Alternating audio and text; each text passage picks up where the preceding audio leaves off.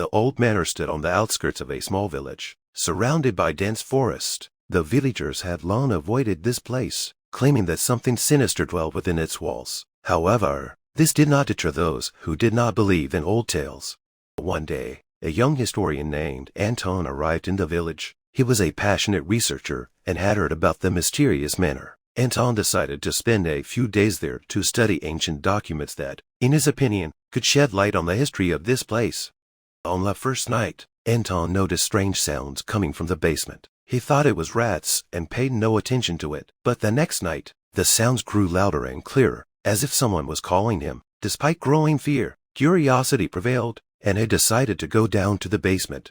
The basement was damp and dark, the air heavy and stale. Struggling to find an old kerosene lamp, Anton lit up the surroundings and saw ancient chests and shelves filled with books. Among all this clutter, one chest covered with strange symbols caught his attention. Anton opened the chest and found an old diary. Flipping through a few pages, he realized that it was the diary of the former owner of the manor, Count Victor Volkov. From the diary, he followed that the Count was obsessed with the occult and conducted dark rituals in this house.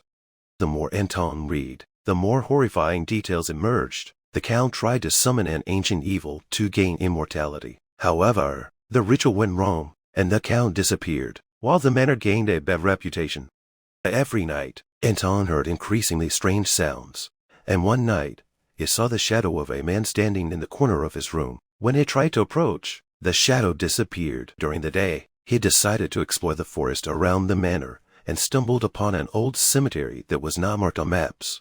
At the cemetery, Anton found graves engraved with the same symbols as on the chest. He realized that these were the graves of those who assisted the Count in his rituals. Suddenly, he felt the ground beneath him begin to tremble and heard whispers. In horror, he ran back to the manor. Returning to the house, Anton met an old woman who warned him of impending danger. She told him that Count Volkov had not disappeared, but was trapped in the in-between and now sought to return. To do this, he needed to free his soul, confined in this house. Every night the ghost of the Count became more real, and Anton realized that he must find a way to stop him. He turned to the diary again, in which he found a mention of the last ritual conducted by the Count. Anton decided to perform a ritual to close the passage between worlds and forever imprison the Count's soul. He gathered the necessary artifacts and went down to the basement at night. As he began the ritual, he felt the darkness thickening around him, and the ghost of the Count appeared before him. Anton fought with the ghost, reading incantations and burning the artifacts. Finally, the last part of the ritual was completed, and the Count's ghost screamed in agony before disappearing forever. The house grew silent, and the strange sound ceased. Sigma, Anton left the manor and returned to the village, telling the villagers about his victory. But even years later, he felt someone's gaze on him and heard whispers coming from the darkness. He understood that even if he managed to imprison the Count's soul, the evil had still left a mark on this world.